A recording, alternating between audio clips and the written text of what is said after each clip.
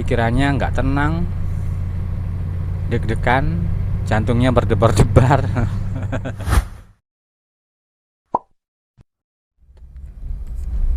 Oke, assalamualaikum warahmatullahi wabarakatuh. Selamat pagi, selamat siang, selamat sore, dan selamat malam ya. Tinggal dipilih teman-teman dengar video ini kapan. Oke, salam jumpa lagi. Bertemu kembali bersama saya Surya, dan masih di channel Surya CS. Baik, di video kali ini masih membahas terkait gejala yang disebabkan oleh asam lambung,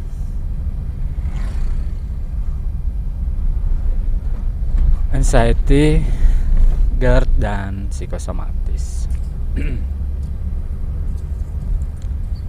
Baik, di episode kali ini saya mau bercerita bagaimana cara saya mensiasati ketika kita mendengar berita duka ya. Berita duka ini sensasi yang horor ya bagi saya dulu. Ketika saya dengar kabar duka itu, orang yang meninggal malah justru saya yang ketakutan. Nah, ini bagi saya itu horor, paling horornya ya ini. Nah, bagaimana saya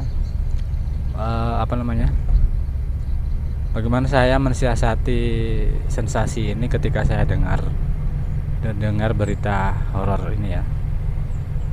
Dulu waktu pertama sekali memang saya belum tahu mau ngapain, belum tahu mau berbuat apa ya, belum tahu gimana cara menghindari berita-berita seperti ini ya.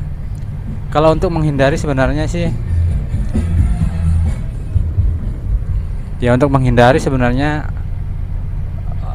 mungkin dari 100 itu 98-nya nggak bisa menghindar ya. Kenapa nggak bisa menghindar? Karena yang namanya berita kan pasti disiarkan ya, dikabarkan, diinfokan, diceritakan sama orang-orang ya. Nah, itu kita nggak bisa menghindar dari cerita-cerita itu ya. Dari kabar duka itu kita nggak bisa menghindar. Nah, bagaimana saya dulu mengatasinya? Waktu pertamanya ya, maksud di bulan pertama itu saya belum punya cara untuk menghadapinya. Ya, saya cuman mendengarkan dan terus mengamati, terus merasa-rasa, malah justru semakin tinggi anxiety-nya ya, semakin cemas, semakin gelisah, semakin gak karuan pikirannya ya, semakin gak jelas ini. Pikirannya gak tenang, deg-degan, jantungnya berdebar-debar. Oke, bentar ya, mungkin berisik. Saya lagi di perjalanan lagi ya, sambil berbagi cerita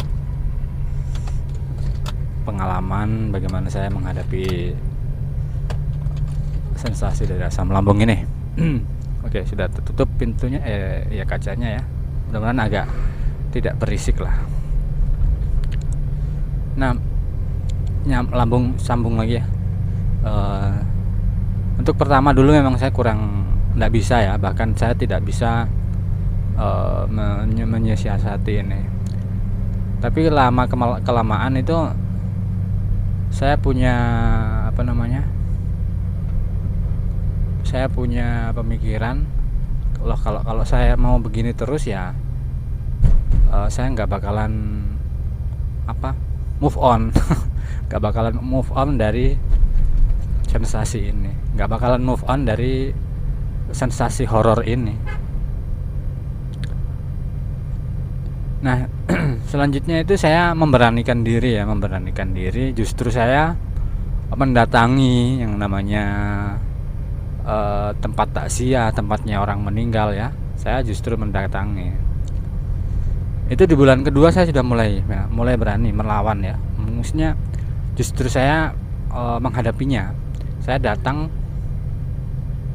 tapi nggak sendiri juga sih, sama teman, sama istri ya. Nah, apa yang saya rasakan ya, waduh, luar biasa. Sudah dengar ceritanya yang nggak enak ya. Pokoknya semakin kayak sengsara gitu ya, semakin tidak nyaman. Maunya bawaannya pulang terus, mau cepat pulang. Tapi saya mencoba bertahan ya. Saya selalu mencoba untuk bertahan sampai mayat diberangkatkan, itu saya masih tetap bertahan. Nah, untuk keberanian ikut ke kuburan saya belum berani saat itu ya, belum berani untuk mengiringi mayat dari belakang. Itu saya nggak berani. Nah, saya putuskan untuk pulang terus bersih, cuci tangan, cuci kaki, terus istirahat. Ya udah, galau lagi, dengar lagi cerita. Pokoknya saya langsung yang saya lakukan ketika saya lagi galau itu, saya cuma nonton YouTube, nonton mentor gitu ya. Kalau dulu pertama itu di bulan kedua, tiga itu saya nontonnya cuman di YouTube saja, dan itu di channelnya Kang Asep Bruder sama Kang RJS ya, Rohimat Jaya Saputra. Untuk yang terakhir itu malah justru saya jarang nonton videonya Kang RJS ya.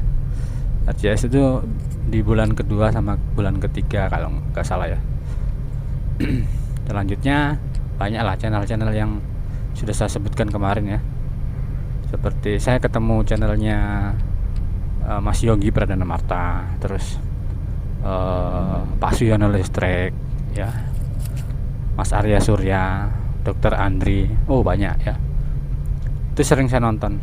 Kalau untuk afirmasi itu saya nonton di channelnya Mas Arya Surya, sama ada audio hipnoterapinya Kang Asep Bruder. Ada juga dari meditasinya Pak Suyono Listrik, relaksasinya ya videonya. Nah, itu yang sering saya nonton. Nah, kalau sudah nonton itu ya tenang, maksudnya lebih tenang dari sebelumnya. Yang sebelumnya deg was.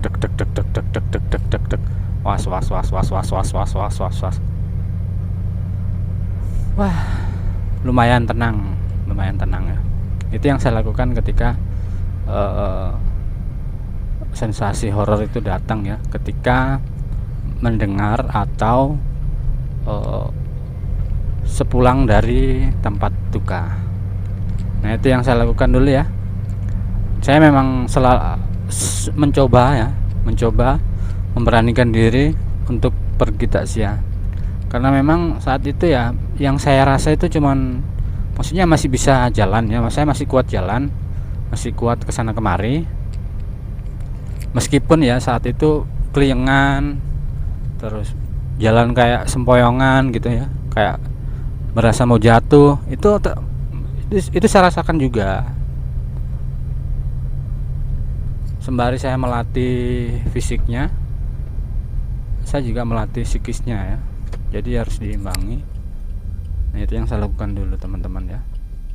Memang kita sakit ini tuh perjuangan untuk sembuh itu panjang prosesnya, dan membutuhkan waktu yang lumayan lama.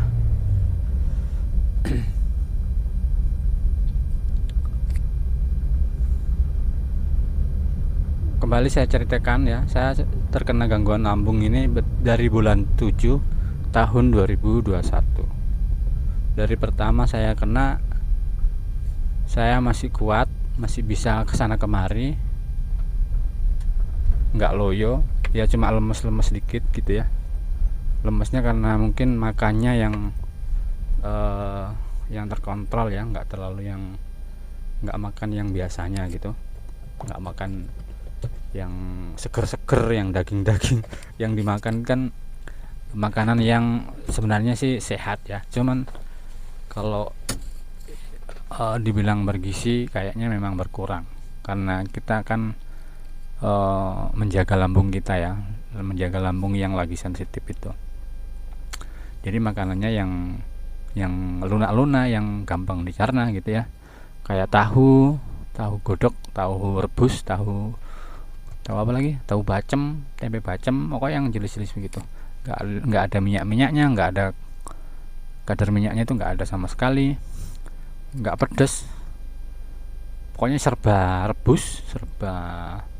Kalau ikan ya dipepes, direbus, dibakar gitu ya, tanpa bumbu-bumbu yang lengkap, makan seadanya, tapi malah sebenarnya justru sehat ya.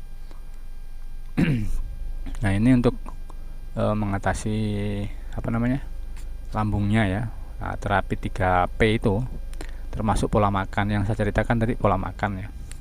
Nah itu dibarengi dengan itu tadi, melatih fisik ya, melatih psikis kita ketika di tempat duka ataupun ketika dengar kabar duka gitu ya.